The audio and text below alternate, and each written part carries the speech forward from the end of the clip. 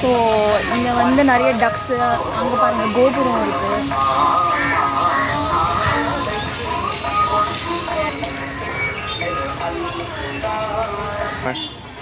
இங்கே நிறைய கடைகள் இருக்குது, அர்ச்சனை பண்ணுறதுக்கு வச்சுருக்காங்க, நிறைய பூக்கள் வச்சுருக்காங்க. ஸோ நீங்கள் இப்போ வந்து சாமிக்கு வாங்குறீங்க அப்படின்னா இங்கே வந்து வாங்கிட்டு போய்க்கலாம் நீங்கள் உள்ள.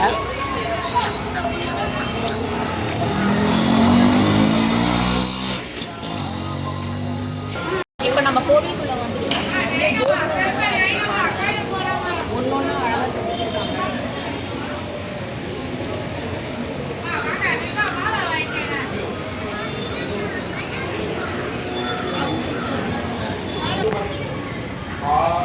உள்ளேயே நிறைய மடமெல்லாம் இருக்குது, உள்ளே வச்சுருக்காங்க. அதே மாதிரி இங்கே நிறைய கோபுரங்கள் இருக்குது அண்ட் நிறைய சன்னதிகள் இருக்குது, நிறைய சாமிகள் இருக்காங்க, பெருமாள்கள் இருக்காங்க. ஸோ ஒன்று ஒன்றா வந்துட்டு அதை வந்து அழகாக பிரித்து வந்து நேம்லெஸ் பண்ணி அழகாக வச்சுருக்காங்க. நம்ம என்னன்றதை பார்க்கலாம் வாங்க.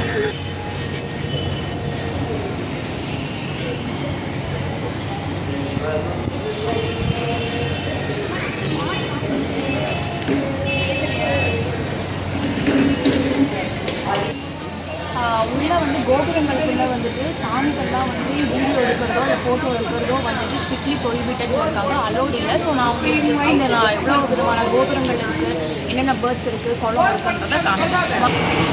இது அன்னதானம் பண்ணுற இடங்க பாருங்கள்.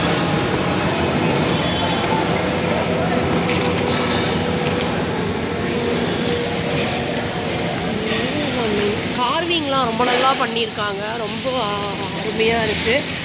இது ஒரு ஸ்பிரிச்சுவல் ஸ்பாட்னே சொல்லலாம், மன அமைதி கிடைக்கும். இது ஒரு ஈஸ்வரன் கோவில். இது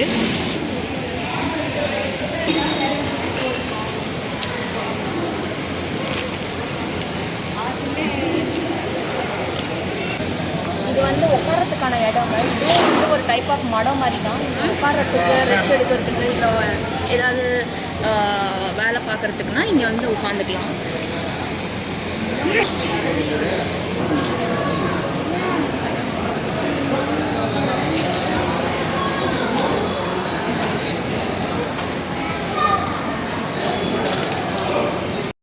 ஸோ கைஸ், நம்ம வந்து இந்த ஃபுல் கோவிலையும் பார்த்துட்டோம். என்னென்ன கோவில்கள் இருக்குது, என்ன படம் இருக்குது, என்ன பேர்ட்ஸ், அங்கங்கே சேவல் கோவில் என்னென்ன இருக்குது, வாத்து இருக்குது அப்படின்றத நம்ம பார்த்தோம். பட் நம்ம சாமியை காட்ட முடியாது, ஏன்னா அது வந்து சுற்றி போயிருக்கு, அதனால தான் காட்டலை. பட் இந்த கபாலீஸ்வரர் கோவிலுக்கு எல்லாருமே வரலாம் அண்ட் நல்லா ஒரு மன அமைதி கிடைக்கும். ஸோ வாங்க, நல்லா என்ஜாய் பண்ணுங்கள், மன அமைதி வாங்கிக்கோங்க அண்ட் அர்ச்சனை பண்ணாலும் அர்ச்சனை பண்ணுங்கள்.